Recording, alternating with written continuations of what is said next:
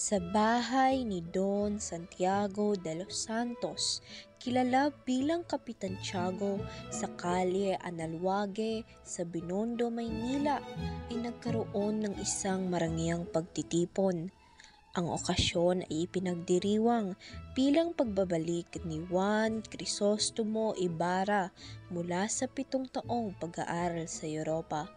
Ang mga dumalo sa pagtitipon ay nagmula sa iba't ibang uri ng lipunan, kabilang ang mga prayle, opisyal ng gobyerno at mga prominenteng mamamayan.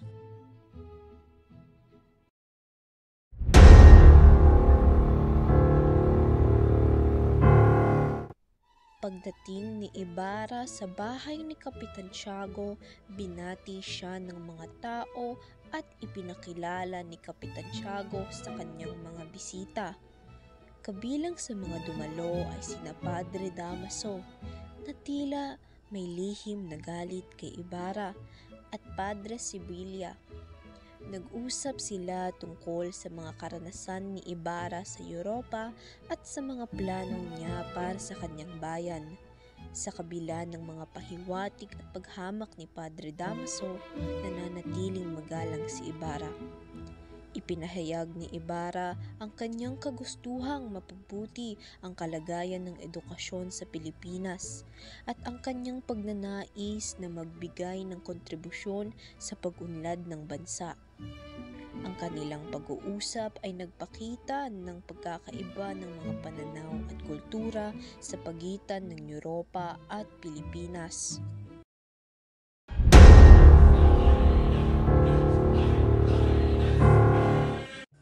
Sa hapunan na inihanda ni Kapitan Tiago, masiglang nag-usap ang mga bisita tungkol sa iba't ibang paksa, kabilang na ang mga pangyayari sa lipunan at politika. Si Padre Damaso ay patuloy sa kanyang mga patutsada kay Ibarra, ngunit si Ibarra ay nanatiling maginoo at mapagpakumbaba. Sa kabila ng mga insulto at paninira ni Padre Damaso, ipinakita ni Ibarra ang kanyang malalim na pag-unawa at edukasyon. Ibinahagi niya ang kanyang mga pananaw sa reforma at edukasyon na nagdulot ng paghanga sa ilan at inggit sa iba. Ang hapunan ay nagpatuloy sa kabila ng tensyon at ang mga pag-uusap ay naging mas seryoso at makahulugan, lalo na sa mga usaping panlipunan at politikal.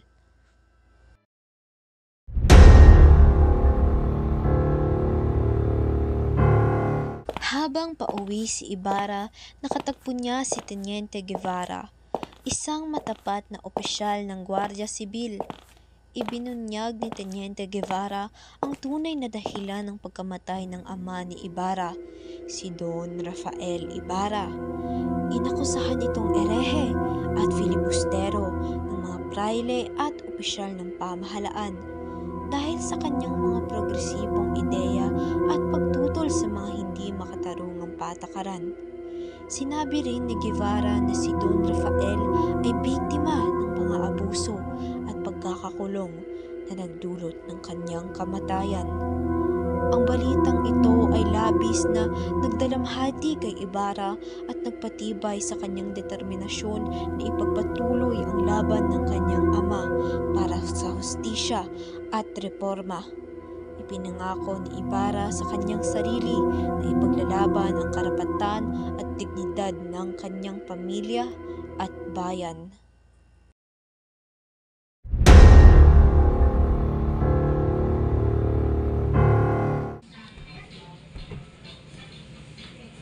Aking natatanaw ang tahanan ni Kapitan Tiago. Kung ako ngayon ay hindi nakakaranas ng lumbay at pagod, ay tiyak ay nasisiyan ako sa kabilang ibayo ng ilog. Mauliningan ko ng malamyos ang mga awitin ng orkestra at mamamalas ko ang malamlam na ilaw nito. Sana ako'y naroon, subalit masyadong abala sa mga dapat kong kailangan gawin. O Maria Clara, aking buhay at pag-ibig. Nasisilayan ko ang kabiga-bighani mong kagandahan, ang iyong pagiging mayumi na puspos ng kalinisan ng kalooban at budhi. Naway makita na kita sa lalong madaling panahon. Crisostomo! Crisostomo! Anak ko! Saklolo! O aking ama, kaawa-awa yung sinapit. Naulingan ko pa ang iyong tinig, ang mga daing at kapos ng paghinga na bumabalot pa sa aking mga diwa. Ang iyong pagnanangis ng aking pangalan hanggang sa iyong hininga. Patawad ama sapagkat kayo ay hindi ko naalala habang ako'y nasa Europa. Ako lamang ay nagpakasaya kasama ang aking mga kaibigan.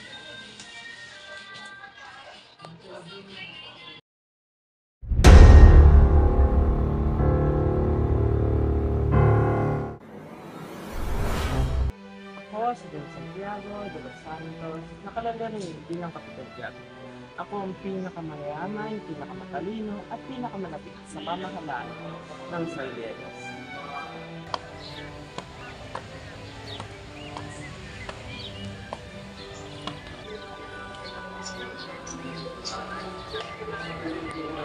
Kaunti lamang rin sana yung makatulong sa akin. Tuloy na ang iyong lumandamit at pagkain. Sana'y magustuhan mo. Maraming salamat po, Kapitan Tiago. May pagpalain po sana kayo ng Diyos sa mga kapatid. Sa kabuti ng tinatagay niyo. Padre, Sofia, bakit naparito ka? narito ako upang humingi ng payo sa kung anong gagawin namin ni Santiago pagkat 6 na taon na kami nagsasama ngunit hindi pa rin kami binibiyayaan ng supli. Subukan mong manali si Birhen ng Opando.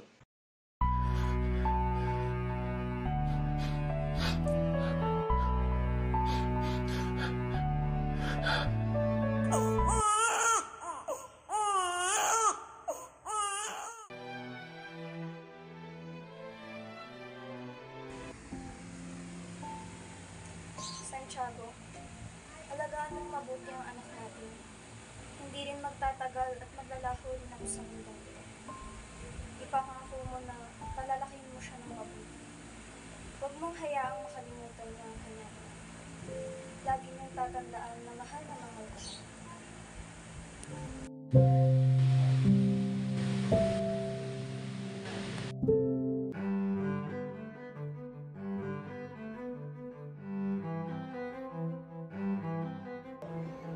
Dahil nalalapit na ang Pasko, bilang pasasalamat sa simbahan sa inyo mga padre, tanggapin niyo po itong tulong ko sa inyo.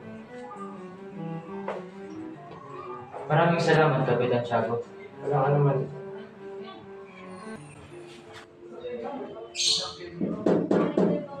Pasok ka. Buenas tardes, amigo. Kumusta ka? Don Rafael, napupunan mo ba ang ating mga anak? Sila ay nagkakaunawaan na at parang nagiging isa ang kanilang mga puso. Ako'y naniwala din sa wagas ng kanilang pagmamahalan. Nais mo ba sila ipagkasundo ang kaibigan? Walang problema, kaibigan.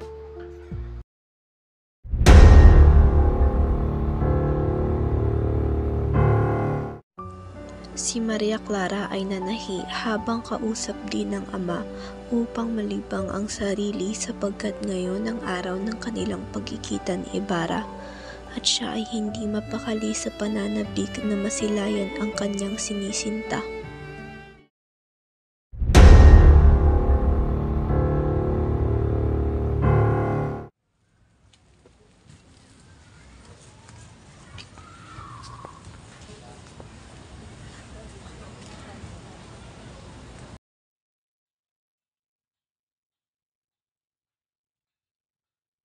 Maria Clara, naalala mo ba ang ating mga iniwang kamusmusan bago tayo maghiwalay ng landas?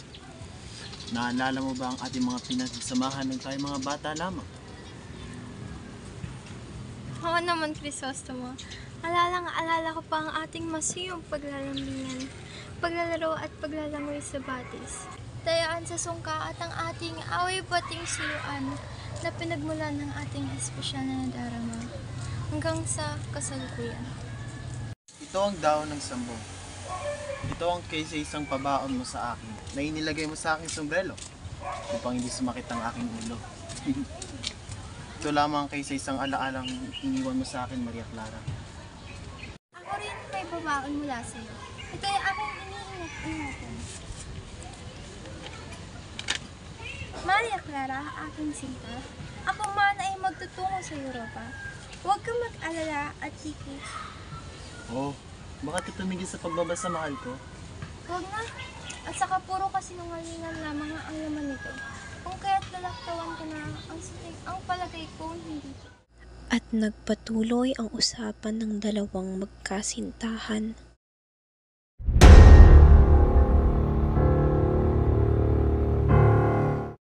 Buenas noches, Padrino. Kami po ay pupunta lamang sa Beaterio upang kumuha ng mga gamit. At saan naman kayo paparoon? Pupunta kami ng San Diego upang magbakasyon, Padre. Ang hindi ko nalalaman. Mukhang galit ang kura. Baka may isasagawang sermon at ikakabisa.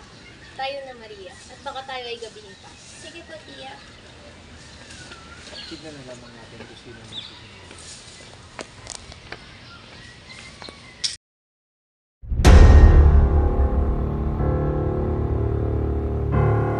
Alam niyo ba na ang San Diego ay may tinatagong alamat? Alamat? Mukhang wala pa akong naririnig na alamat sa bayan ng San Diego. Bakit di mo na lamang ikwento sa amin? O sige, ikikwento ko sa inyo. Makinig kayo na mabuti. Mayroong isang matandang Kastila na dumating sa bayan. Siya ay nabighani sa kagandahang taglay ng kalikasan. Sabi niya, "Nahanap ka bang nawawalang matandang Kastila? Balita ko ilang araw nang nakalipas mula nang siya'y naglaho." Hindi pa nga eh.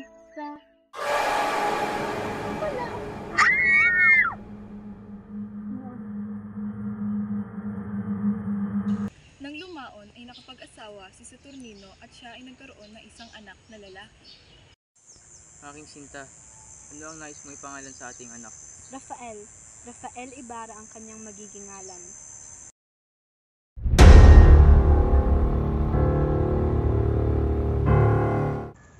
Alam mo ba, noong nabubuhay pa lamang si Kapitan Tiago, ay siya ang pinakamayaman sa bayan ng San Diego. Siya ay ginagalang at nilalapitan ng mga taong nangangailangan. Ngunit, hindi pa rin niya pagmamay-ari ang kapangyarihan ng bayang iyon. Si Kapitan Tiago ay may mga ari-arian din at may mataas na antas sa lipunan. Iisa lang ang ibig sabihin nito. Ang Alperes at si Padre Salvi ang tunay na makapangyarihan sa San Diego.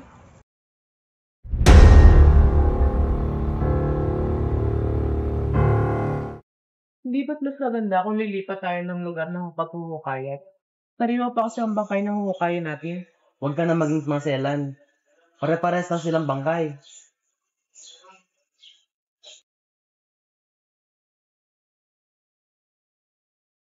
Di ko na kaya magtagal pa dito. Ang mga butong binali mo ay nagdurugo pa. At tingnan mo ang mabuhok na yan. Masyado kang maselan. Na 20 araw pa lang nakalibing yan. Gabi at bumulan pa noon ilibing ko yan. Nawalan pa ako ng ilaw.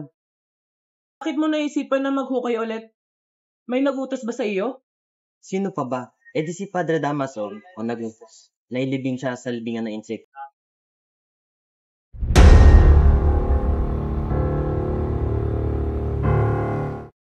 Tanong ka dun sa sulputero kung nasaan ang puntod ng aking ama. Masusunod po, senyor.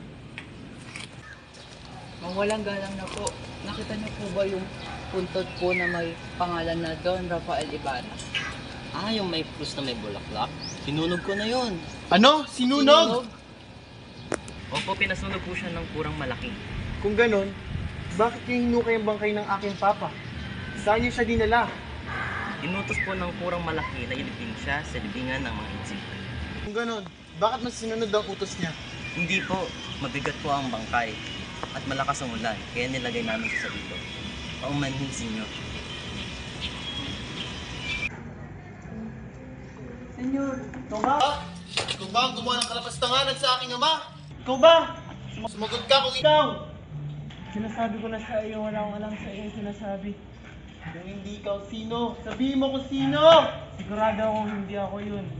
At ang iyon tinutukoy, ang pinalitan kong kuro na si Padre Damaso.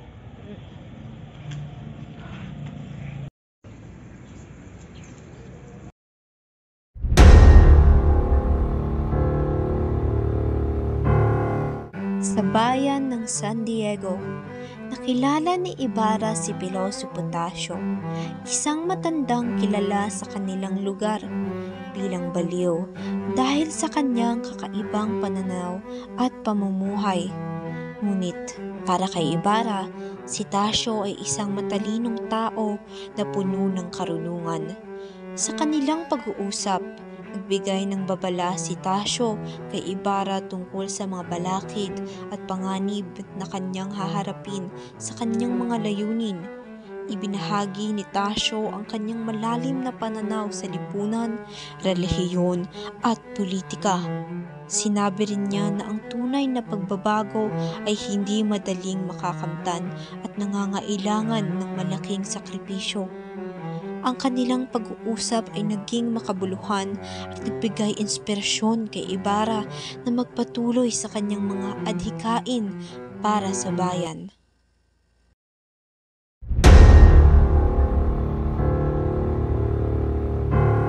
Spin, ilay mo na mabuti ang tali.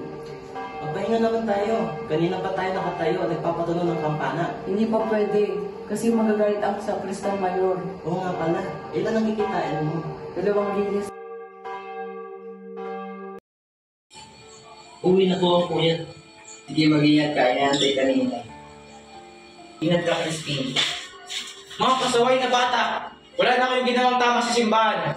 Ikaw, Basilio, mamumultahan ka ng 2 reales dahil sa hindi magandang tunog ng kampana. Hindi ka rin uuwi ng alas 8, kundi alas 10 na ng gabi. Wait, uulihin ako ng Guardia Civil. Wala akong pakialam. Sasagot ka pa? At ikaw, Crispin, hindi ka rin uuwi hanggat hindi mo ibinabalik ang 2 gintong ninakaw mo. Kahit kailan mga wala kayong galang. Pati simbahan pinagnanakawan nyo. Hindi naman po ako nagtakaw nun. Aba, may gana ka pang sumagot?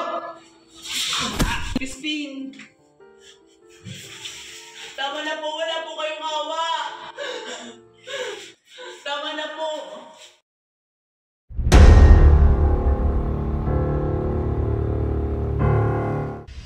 Nagugutom ako.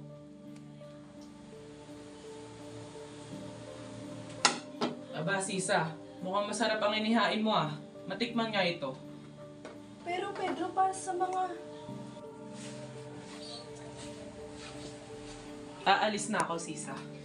Hindi mo man lang hintayin ang pagdating ng iyong anak? Ang alam ko nga sa swagi si Basilio. Ah, ganun ba? Ipagtabi mo na lang ako ng 1 reales. Sige na, at baka mahuli ang sultado ng tinali ko.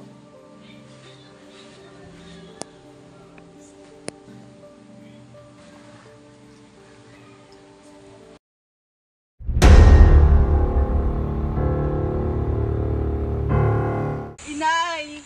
Mga anak ko! Huwag po kayong matakot, inay. Si Crispin po ay naiwan sa kumbento. Sa kumbento? Siya ay buhay? Opo, inay. Salamat sa Diyos. Ngunit bakit may dugo ang iyong noo? Ano ang nangyari sa iyo? May guardian civil na humahabol sa akin. At nais akong huliin at ikulong sa kwartel. Ina. Bakit na si Crispin? Inay, dumating po ba si Itay? Naparito at itinanong kayo. Gusto daw kayong makita. Kung kayo daw ay magpapakabait, ay sasama siya sa atin. Basilio! Crispin.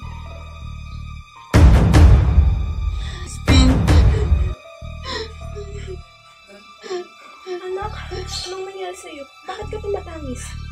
Nanaginip po ko, ina. Napaginipan ko ang Diyos. Di ba, yun po ay panaginip lamang. Ano ang iyong napanaginipan? Tayo raw po ay nasa bukiring. Maraming bulaklak at hindi ko na po ito maalala, ina. Hindi ko na po ito maalala. Saka nga pala, ina. May sasabihin po ako sa inyo. Ano iyon? Ayoko na po magsakristan. Bakit? Dahil gusto ko na lamang po magpastor sa bukali ni Ginoong Ibarra at mag-araro sa bukid at paaralin si Crispin kay Peloso Potasio, ina. Kaya ititigil ko na po ang pagiging sakristan. Ano pong masasabi ninyo? Ano po masasabi ko? Kundi oo.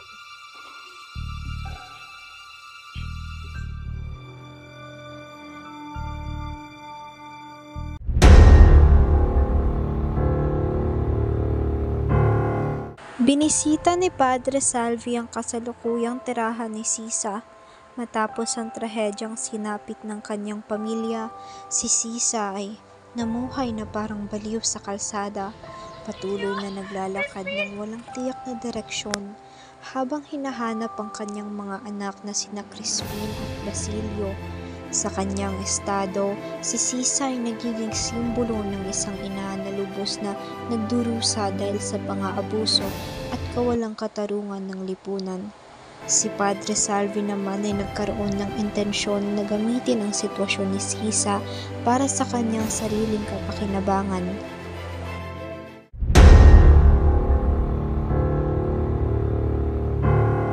Pinagtuunan ni Crisostomo Ibarra ang pagdalo sa paligsahan sa San Diego.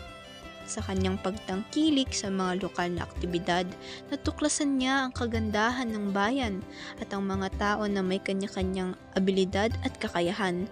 Ngunit, sa kabila ng kasiyahan sa paligsahan, hindi maiwasan ni Ibarra ang isiping muli si Maria Clara.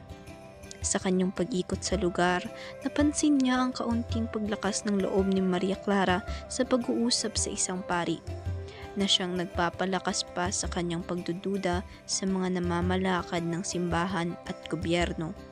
Sa mga pangyayaring ito, unti-unti nang nabubunyag ang mga lihim at misteryo sa paligid ni Ibarra na nagpapalalim sa kanyang pagmumuni-muni at paghahanap ng katotohanan.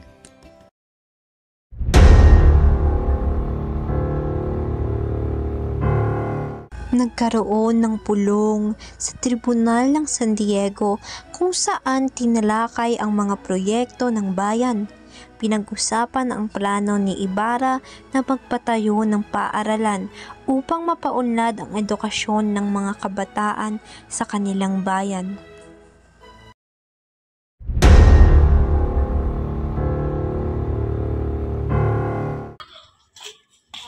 Ale, para sa mga iyan? Para sa kura, nais ko sana siya makausap. May sakit ang kura ngayon. Para saan ba ito? Hindi pa kasi umuwi ang anak ko si Crispin. Crispin, kung gayon ikaw ang ina ng magnanakaw, pagkatapos magnakaw ng iyong anak, ay tumakas rin siya. Ngayon papunta ang Guardia Civil sa inyong tahanan para hulihin ang magnanakaw mong anak. Hindi! Hindi magnanakaw ang anak ko! Ikaw ba si Sisa? Ang ina ng magnanakaw? Opo, ako si Sisa. Ngunit hindi magnanakaw ang anak ko. Huwag mo na ipagkailas. Sabihin mo na lamang sa akin kung nasa ng iyong anak na magnanakaw. Senyor, ilang araw ko na kung hindi nakikita ang anak ko si Crispin. Eh kung ganoon ay palitan mo na lamang ang ninakaw niyang pera. Senyor, kahit magutom ang anak ko, ay hindi niya magagawa yun. Maniwala kayo. Sinungaling! Kung hindi ka magsasabi ng totoo, ikaw ay aking ikukulong. Hindi po talaga nagnanakaw ang anak ko. Parang awa nyo na, huwag niyo ako ikulong. Maniwala kayo sa akin. Tawan mo ako. Mapupulong ka sa kulungan hanggat hindi ka nagsasabi ng totoo.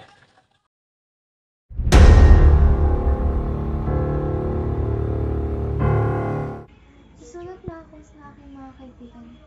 At sana gawan mo ng paraan upang hindi makasama ang kuna. Natatakot ako, mahal ko. Napupuna ako na lagi niya akong tinititigan. At kapag ako'y kanyang kakausapin, ay marami siyang sinasabing hindi ko mawari. Gawan mo ng paraan upang hindi siya maaniyahan. Alam mo naman di ko maaaring gawin yan, mahal ko. Dahil sa ating mga kaugalian. Magandang hapon sa inyo dalawa. Ano ang inyong pinag-uusapan? Yamang pista ang aming pinag-uusapan. Kaya kung ako inyong mararapatin, kayo ay aking inaanyahan na dumalo sa aming salo-salo na idaraos bukas. At saan naman ito gaganapin? Sa batisang malapit sa puno ng Balete, maaga kaming pupunta roon upang hindi kami abutan ng araw. Isang napakagandang pagkakataon, kaya't ito'y aking tinatanggap. At para mapatunayan na rin sa inyo na ako hindi nagtatagil sa mga loob.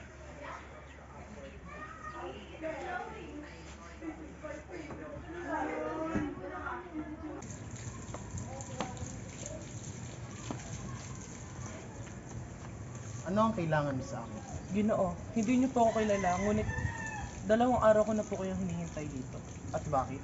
Ang aking 2 anak na lalaki ay nawawala. Ang aking asawa ay nasiraan ng isip. At iniisip ng mga tao na tama lang na sa akin na ang aking kapalaan. Ano ang gusto mong mangyari? Hingan niyo po ng awa ang aking asawa at anak. Hindi ako maaaring tumigil.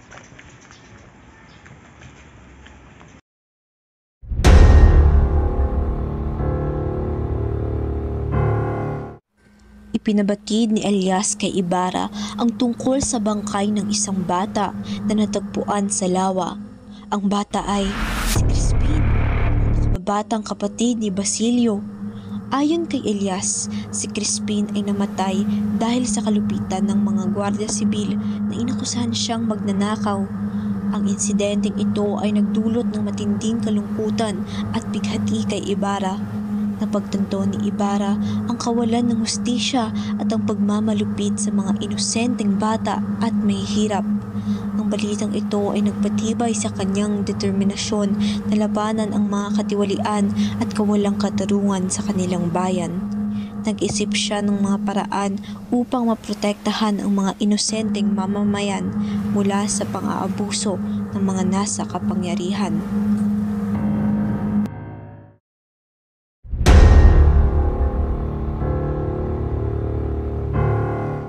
Sa gubat, nagtatago si Basilio mula sa mga gwardiya sibil na naghahanap sa kanya. Naroon din si Sisa, ang kanilang ina, na nagluluksang hinahanap ang kanyang mga anak.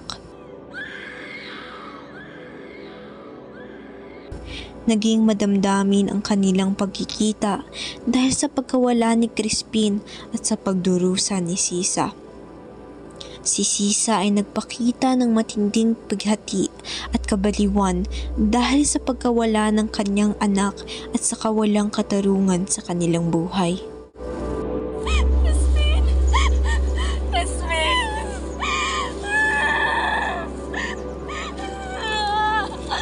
Crispin! Basilio!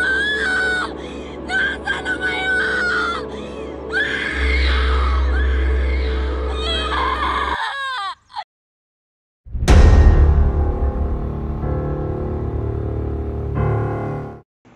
Magandang hapon po, Magtasyo. Aba, nalito ka pala, Crisostomo Ibarra. Halina't umupo ka muna. Mukhang nakakabala po yata ako sa inyong ginagawa, Magtasyo. Bale, ano bang iyong pinunta rito, Ibarra? Nais ko po sana isagunin sa inyo ang aking pagpapatayo ng eskwelahan. Sino po dapat ang aking lapitan, Magtasyo? Ibarra, huwag mo kong tatanungin kailanman, sapagkat pagkakamalin ka rin nilang baliw katulad ko. Ang payo ko sa iyo ay sumanggunin ka sa mga kura, sa kapitan at sa mga mayayaman. Bibigyan ka nila ng pagsasangguni. Ngunit hindi nangangahulugang ang pagsunod nito. Kunin mo na lamang ang kanilang loob at magkunwari kang sinusunod ang mga kanilang payo. Maliwanag ba yun? Hindi kita maintindihan, Magtasyo. Bakit kailangan bihisan ng kasinungalingan ang katotohanan? Iyan ang dahilan, Ibarra, kung bakit walang nagmamahal sa katotohanan.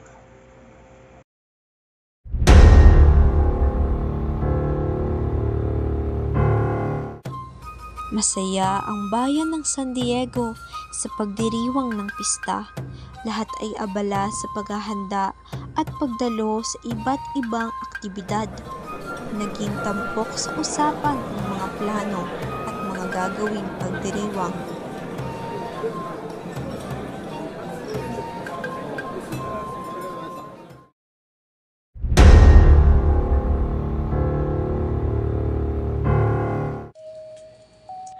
Tara at magdasal tayo. May sakit ang kura kaya di ko muna dinalo si Crispin at Basilio.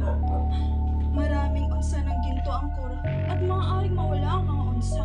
Dinahan ko siya ng ampalaya at sasakita. May 2 akong anak!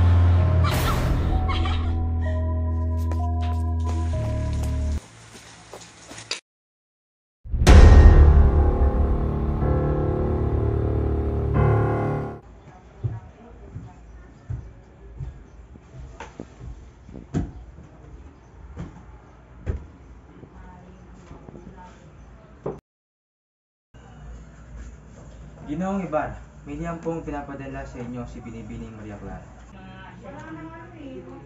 Maraming salamat. Maaari ka nang umalis.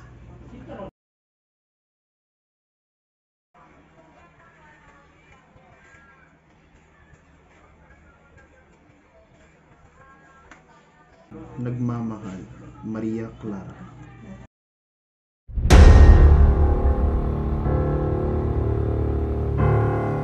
Sa umaga ng pista, maraming mga tao ang nagtipon sa simbahan. Ang masayang okasyon ay naging madamdamin dahil sa presensya ni Maria Clara at ang kanyang pakikipag-usap kay Ibarra tungkol sa kanilang mga pangarap at pagmamahalan.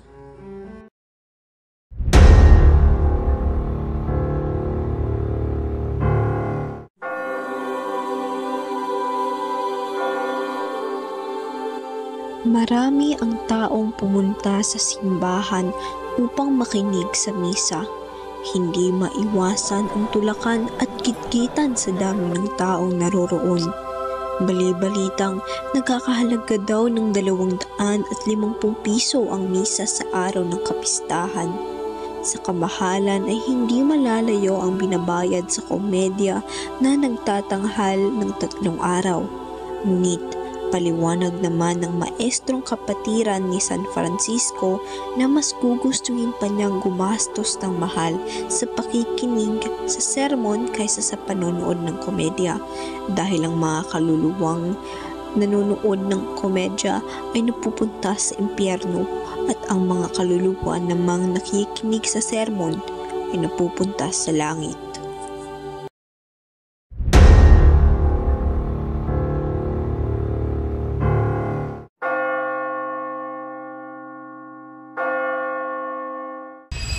Nang magsimula ang mga unang pangkat ng mga Kristiyano, mayroong mga ilan na nakapagpatunay ng kanilang pananampalataya. Matatag nilang ikinuwento ang salita ng Diyos. Ipinagsigaw nila ang kanilang mga nalalaman sa pangalan ni Jesucristo. Pinalakas sila ng Espiritu Santo. At dahil dyan, sila ay nailigtas. Ang salita ng Panginoon ay kailangang nakabaon sa inyong mga puso. Ang inyong mga kaluluwa ay dapat mapuno ng kabutihan. Sa kaluluwa nyo ay dapat naninirahan ang salita ng Diyos. Ipinalaganap nito ng mga gwardya sibil ng kalangitan. Gamit lamang ng krusipiho, ng krus, ng salita ng Diyos. Hindi nila kinailangan ng mga sandata para ipagtanggol ang kanilang sarili. Hindi nila kinailangan pumatay o manakit ng ibang tao para lamang sa kanilang layunin.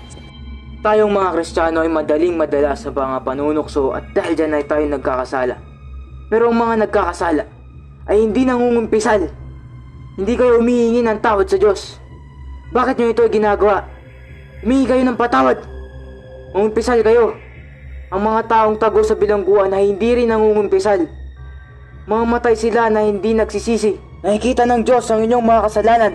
Sila ay mapayapa na sumulong sa ilalim ng impluensya ng salita ng Diyos at nagtagumpay. Si Diego de Alcala ay nakatulong sa pagkapanalong ito. Si San Diego ang pinakamataas sa mga santo. Kaya kayong lahat ay dapat na magpasalamat.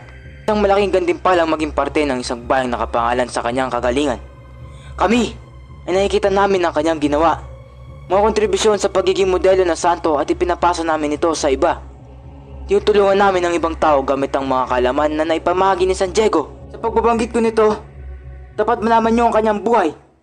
Dapat pag-aralan nyo ang mga buhay ng mga santo. Alamin ninyo kung ano ang kanilang pinagdaanan upang maging banal na tao. Idasal ninyo ang Ama namin. Nakalimutan na ng mga erehe at ng mga protestante ang kahalagahan ng pagdadasal ng Ama namin. Huwag nyo silang tularan. Pakinggan ninyo ang aking sinasabi. Iwasan ninyo ang mga erehe tulad ng pag-iwas sa mga kitongin. Namamatay silang hindi nagsisisi. Namamatay silang hindi pinapatawad. Namamatay silang may kasalanan. Pag-iisa sa bilangguan lamang ang kanilang parusa dito sa lupa. Kailangan nilang mamamatay para hindi nila hawa ng ibang tao. Gamitin kanilang mga kasalanan. Tapos na ang unang bahagi ng aking sermon.